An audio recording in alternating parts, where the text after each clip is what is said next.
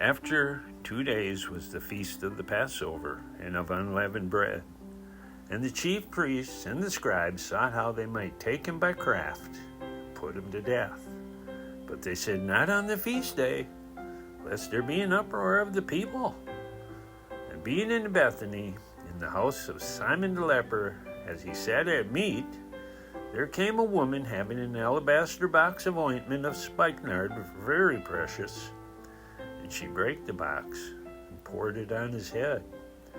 And there were some that had indignation within themselves and said, Why was this a waste of ointment made?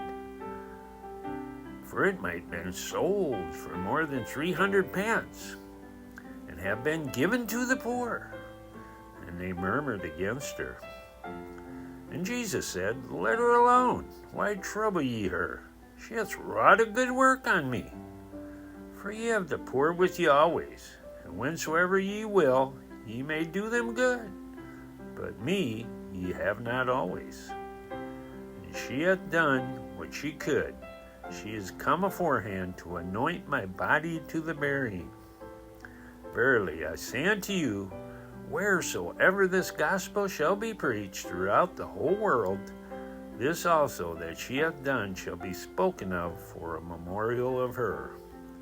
And Judas Iscariot, one of the 12, went unto the chief priests to betray him unto them. And when they heard it, they were glad, and promised to give him money. And he sought how he might conveniently betray him.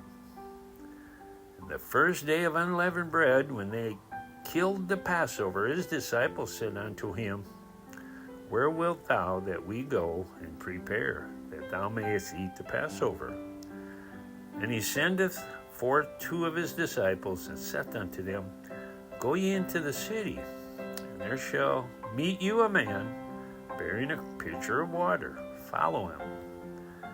And wheresoever he shall go in, say to the good man of the house, The Master saith, Where is the guest chamber where I shall eat the Passover with my disciples? And he will show you a large upper room, furnished and prepared. There make ready for us. And his disciples went forth and came into the city, and found, as he had said unto them, and they made ready the Passover. And in the evening he cometh with the 12. And as they sat and did eat, Jesus said, Verily I say unto you, one of you which eateth with me shall betray me. And they began to be sorrowful, and to say unto him one by one, Is it I? And another said, Is it I? And he answered and said unto them, It is one of the 12 that dippeth with me in the dish. The Son of Man indeed goeth forth as it is written of him. But woe unto the man by whom the Son of Man is betrayed. Good were it for that man if he had never been born. And as they did eat, Jesus took bread, and blessed, and brake it, and gave to them, and said, Take, eat, this is my body. And he took the cup. When he had given thanks, he gave it to them, and they all drank of it. And he said unto them, This is my blood of the New Testament, which is shed for many. Verily I say unto you, I will drink no more of the fruit of the vine until that day that I drink it new in the kingdom of God. And when they had sung a hymn, they went out into the Mount of Olives. And Jesus said unto them, All ye shall be offended because of me this night.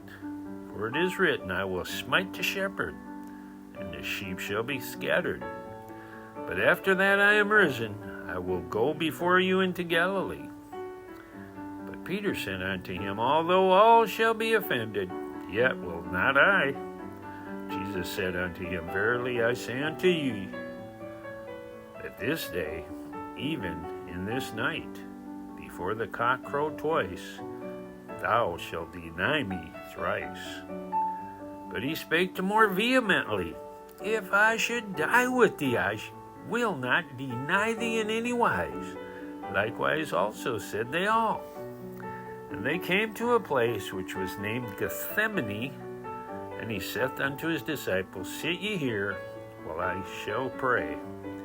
And he taketh with him Peter, and James, and John, and began to be sore amazed, and to be very heavy. And saith unto them, My soul is exceeding sorrowful unto death. Tarry ye here, and watch. And he went forward a little, and fell on the ground, and prayed, that if it were possible, the hour might pass from him. And he said, Abba, Father, all things are possible unto thee. Take away this cup from me. Nevertheless, not what I will, but what thou wilt.